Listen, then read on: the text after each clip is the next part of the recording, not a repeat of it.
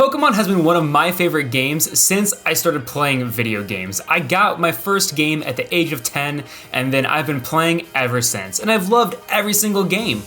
But that doesn't mean that the games don't have their own flaws, and honestly, even Pokemon is guilty of ruining their own games. So here are 5 instances of Pokemon ruining their own franchise games. Starting off in the number 5 section, we have the multi-battle mechanic. So in Generation 2, we were introduced to double battles, and double battles were an amazing new feature where 2 Pokemon entered the battlefield, which allowed a new variety of moves, new strategies, and was so popular that it even was the signature battle style of the 2 GameCube games, Pokemon XD Gale of Darkness and Pokemon Colosseum. It even got a spot in the competitive field, so double battles were a huge hit. But where does Pokemon go from there?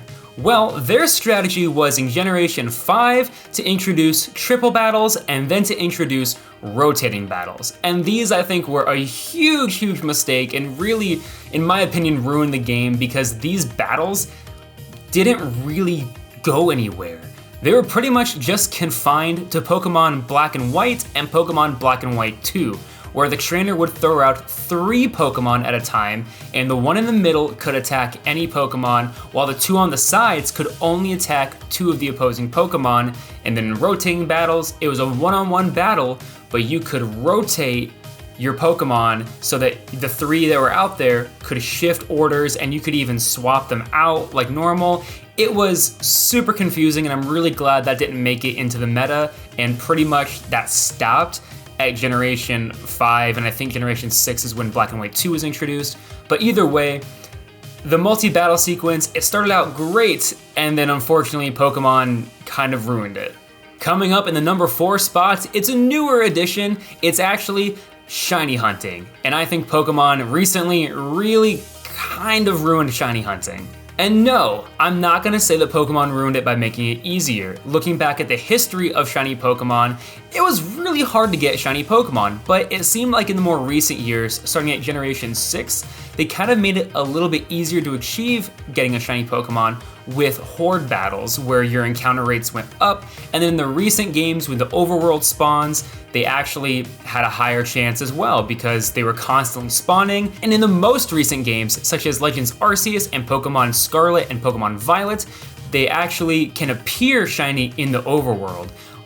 But how they ruined it is that they no longer give off a sparkle and a little sound in the overworld like they did in Legends Arceus. Legends Arceus, I think, handled shiny Pokemon fantastically. They're constantly spawning and they appear shiny in the overworld, which means you have a higher chance of finding a shiny Pokemon, as well as when one appears in the area, they give you a little chime and they see little stars. But in Pokemon Scarlet and Violet, they get rid of the sound and they get rid of the stars. So if you see a shiny Pokemon, you best be ready to catch it because you're not gonna get any warning, and it's just a bit of a bummer. Though in Pokemon Scarlet and Violet, they did allow you to make sandwiches that can increase your shiny odds. So that's a bit of a win, giving it the number 4 spot, where I just wish that they told you if one was in your area or not.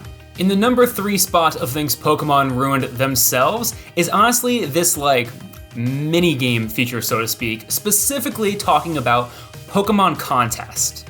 So Pokemon Contests have been kind of a big part in the Generation 3 and Generation 4 story arc. In Generation 3 and 4, we get May and we get Dawn, who specialize in Pokemon Contests. That's their whole story arc, is doing these Pokemon Contests, which are very different from Pokemon battling. And you even get to participate yourself in the Generation 3 and 4 games, where you can doll up your Pokemon, make some Poffins, have them compete in a contest, and win contest rankings.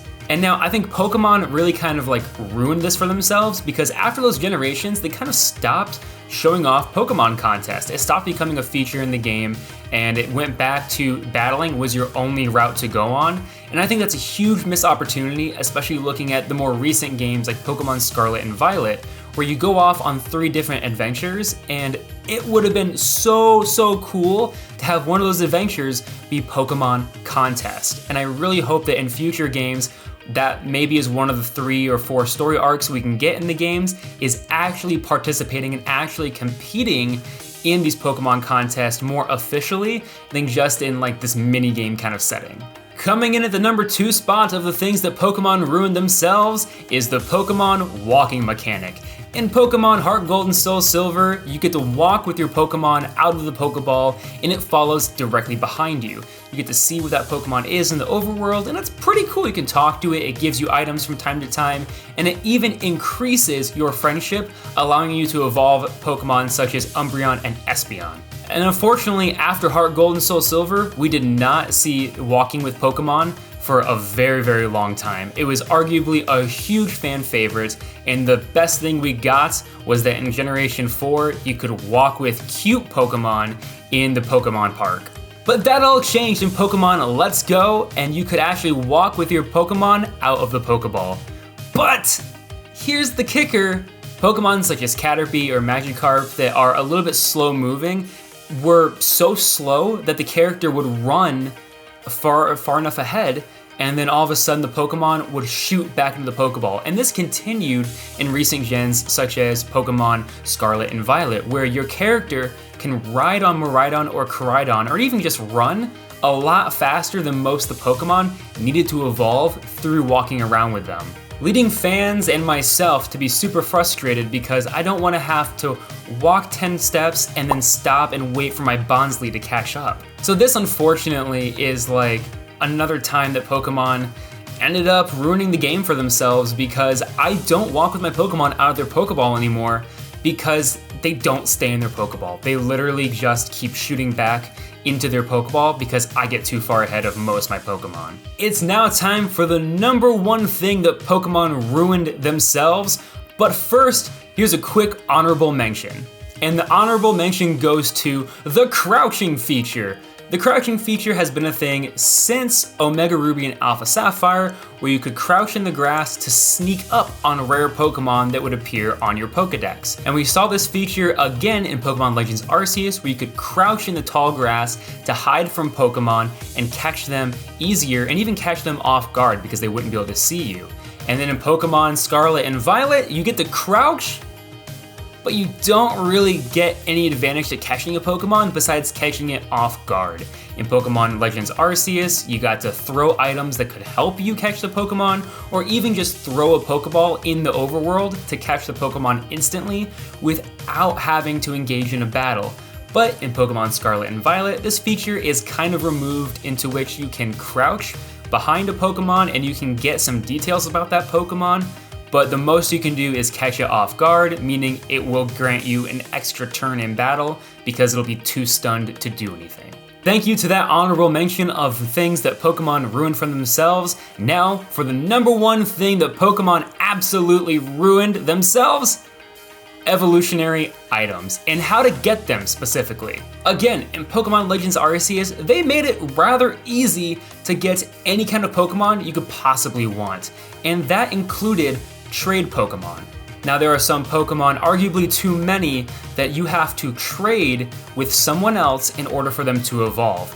Whether it be they need to hold an item while they do it as well, or just trade, it can get a little cumbersome, especially since playing online with friends is no longer free unless you use local communication, which means if you want to evolve your Onix into a Steelix, you have to A, find a metal coat, and then also either pay or find someone locally to trade with in order to get your Steelix. But not in Pokemon Legends Arceus. Pokemon Legends Arceus made this a little bit easier by introducing a Trade Link cable item that would instantly evolve a Pokemon that needed to be traded in order to be evolved. And they also allowed you to get the evolutionary items needed in some trade evolutions much easier by purchasing them for a high cost, but you could still get them all in your own game. And if you haven't noticed, this is not the trend in the newest games. Every Pokemon that needs to evolve through trade must now go back to its original trade method. There's no item for it that I am aware of. Please let me know in the comments if you found this item in the newest games, but from what I can tell, the link cable item that you use to evolve Pokemon such as Graveler into Golem without having to actually trade it is no longer a thing. So if you want a Golem, if you want a Gengar, you need to find a friend that will trade you it back with a touch trade. And those are the top 5 things that Pokemon themselves ruined about their games. Thank you all for watching, and remember to subscribe to stay up to date on all things Quoorn's Quest, and leave a comment down below if you thought maybe I was a little too harsh on some of these critiques, or if you have some critiques of your own. I'd love to hear some more opinions about what Pokemon unfortunately ruined about their own games. And as always, happy questing, y'all.